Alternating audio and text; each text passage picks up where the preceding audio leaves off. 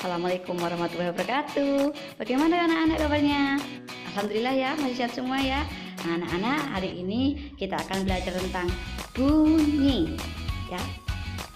Simak ya videonya. Tetap semangat.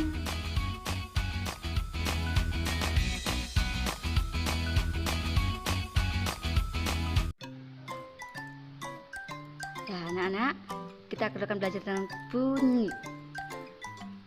Bunyi adalah energi dalam bentuk gelombang longitudinal. Gelombang longitudinal itu gelombang yang ada rabatan dan ada renggangannya. Gelombang bunyi ini termasuk gelombang mekanik yang butuh media untuk merambat. Nah, ketika ada seorang mengeluarkan bunyi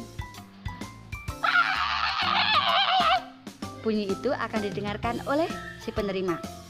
Jadi, syarat bunyi harus ada yang pertama sumber bunyi, yang kedua ada media perantaranya karena dia gelombang mekanik, bisa zat padat, zat cair, dan zat gas. Yang ketiga yang pasti ada penerimanya. Itu syarat-syarat bunyi. Sekarang kita belajar tentang jenis-jenis bunyi. Ada berdasarkan frekuensinya, ada 3. Yang pertama yakni bunyi infrasonik. Bunyi infrasonik ini frekuensinya kurang dari 20 Hz. Hewan yang bisa itu jangkrik sama anjing yang bisa mendengarnya. Yang kedua bunyi audiosonik. Frekuensinya 20 sampai 20.000 Hz yang bisa mendengar manusia seperti kita. Yang ketiga ultrasonik.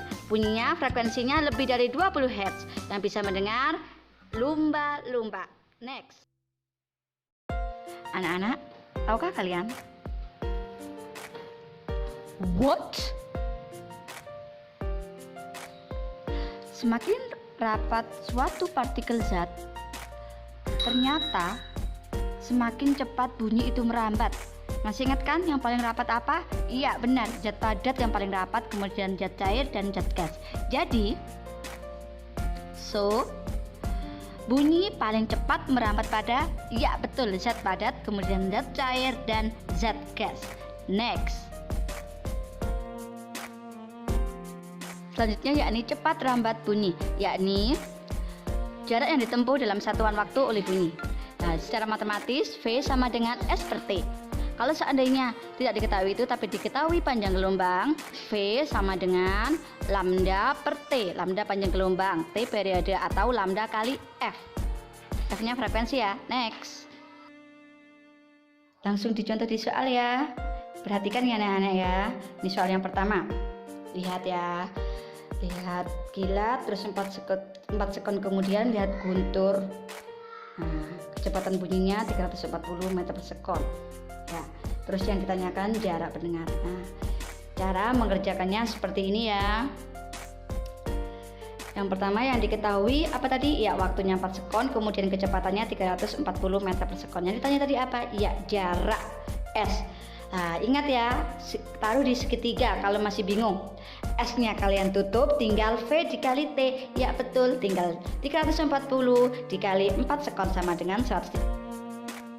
Sekarang contoh soal yang kedua, yakni gelombang bunyi merambat di udara dengan kecepatan 340 meter per sekon dan apabila panjang gelombang 85 meter per sekon, maka frekuensi dan periode gelombang tersebut sebesar.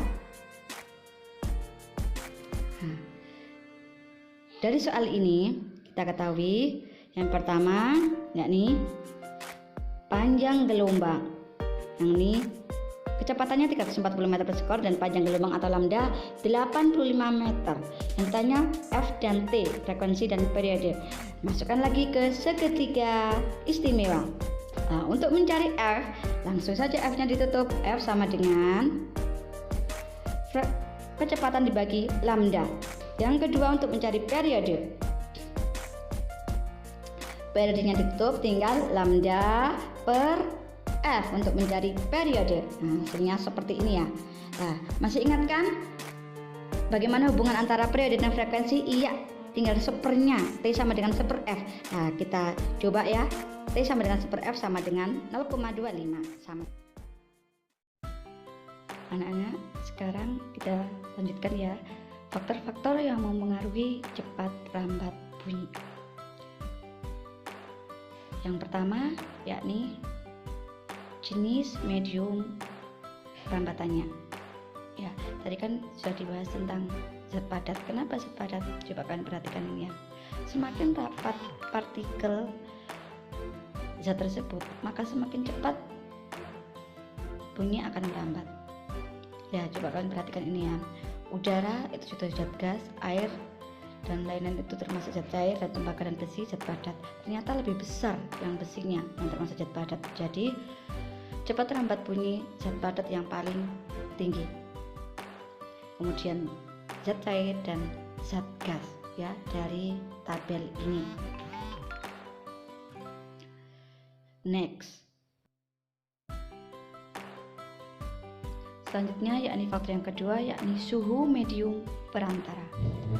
Ternyata semakin tinggi suhu medium perantaranya, semakin tinggi pula cepat rambat bunyi. Ini contohnya adalah medium di udara. Kita lihat beberapa perbandingan suhunya. Ternyata suhu 0 331 racunnya kecepatannya, dan pada suhu 30 349. Jadi terbukti ya suhu mempengaruhi. Selanjutnya yakni karakteristik bunyi. Karakteristik bunyi ada dua. Ada yang dinamakan dengan nada dan desah. Nada sendiri yakni bunyi yang frekuensinya teratur. Contohnya seperti ini. Do, re, mi, fa, sol, la, si, do. Nah, itu ya, do, re, mi, fa, sol, la, si, do itu termasuk nada. Bagaimana dengan desah? Nah, desah adalah bunyi yang frekuensinya tidak teratur. Nah, seperti itu contohnya desah, tidak teratur frekuensinya. Sampai di sini ya. Wassalamualaikum warahmatullahi wabarakatuh.